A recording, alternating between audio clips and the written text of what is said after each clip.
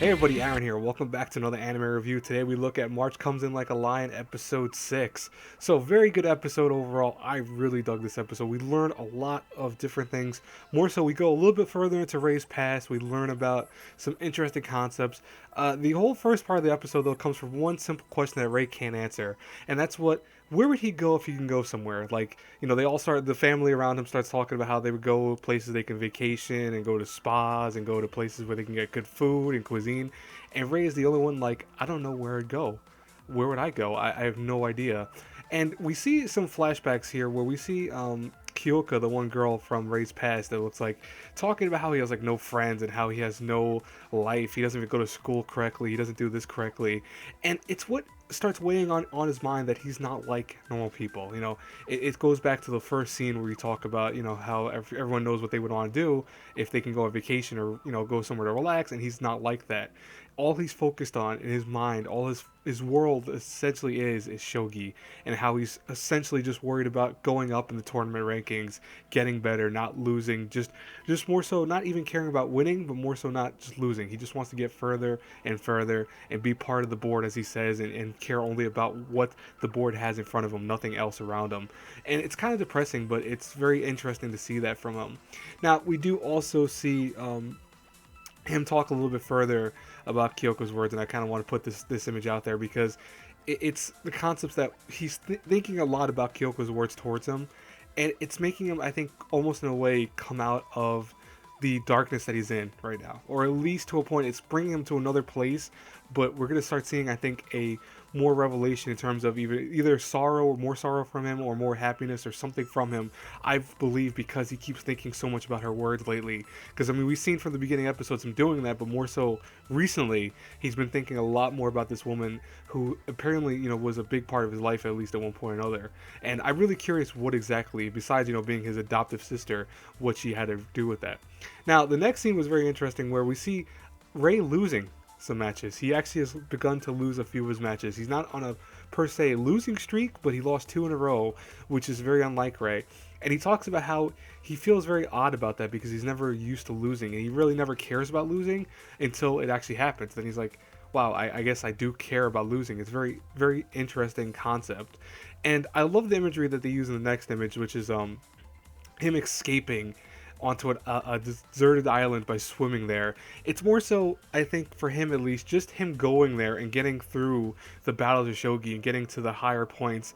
That for him is like almost like swimming from point A to point B to get to that island, that faraway place, and that's all he cares about. So essentially, if you think about the first images, that kind of correlates with that, where we have him, going to find his place of peace. And for him, shogi is his place of peace. That's his kind of zen. But him losing right now is kind of taking him out of that, and it's really kind of hindering him. Now, the second part of the episode starts where we start seeing this other character come into play, which is this cold, cold person. It looks almost remarkably like Ray in many ways. And what I found really interesting about that is, he even talks about how cold he looks and how his name's cold. I forgot exactly what his name is, so I apologize for that. But he talks about how cold his name is and how cold his temperament is. Apparently, he's very similar to Ray in the sense that he's won a lot of shogi tournaments and he holds all titles as a master, almost essentially. But being that he was a middle school student that rose up of the ranks at a very young age. And Ray, I think, is feeling like he's part of that same kind of concept, and that's really going to get to him. And I'll explain that more in the second couple scenes coming up. But what's interesting is along the way, as he's thinking in his mind about that, he ends up running into the Hina, and that she's like, oh, we should hang out and we should go to the things together. But in his mind, he's still in this place, I think, where earlier in the scene we saw him talking to his teacher about how this other student is kind of like him. The other player, the shogi, is very similar to him in the sense that he grew at a rank so fast. And Ray, I feel, feels like, I think, is also like that and is to be expected to be at that level. The image I showed before, which was very fast on screen because I kind of just wanted to quickly get it out of the way, is very similar to that. And it shows something deeper, and I'm going to explain it toward the end of the episode, but I want to kind of go just talk about the stuff that's happening on screen first. Now, because I can go into that for all day, and I really, that would not be worth it. I'm going to do it at the very end. But one thing that's cool is that, Hina and him are together in this little tiny restaurant, and you can see that she cares a lot about him. You know, maybe it's a little bit of a love thing, maybe it's a little bit more of a brother and sister concept and all that, but she clearly cares for him, and she's talking about how she feels bad at the same time she knows that he is feeling bad. And the episode kind of wraps up there, but then we have what looks like 5 minutes left, and I'm like, oh, there must be something after the credits. And there was a funny scene after the credits where all of a sudden her face goes beet red, and she starts, she starts making like all these weird noises and all these weird things happen on screen. And there's a reason for that. A certain someone from a few episodes past shows up, and that's where I kind of want to end this little thing. Is when he shows up, it makes her go crazy. It's the baseball player from the fourth episode, I believe, and that was how the episode ended. Where it's awkward between him and Ray are sitting down, and she has to run off to the bathroom because she spilled something on herself. But what I kind of want to talk about more so at the end of this whole thing right here is, because I mean, I wanted to talk about before too, but I kind of went a little too fast with it, and I feel like I want to just kind of slow down and go talk more in detail about it now that I can do it.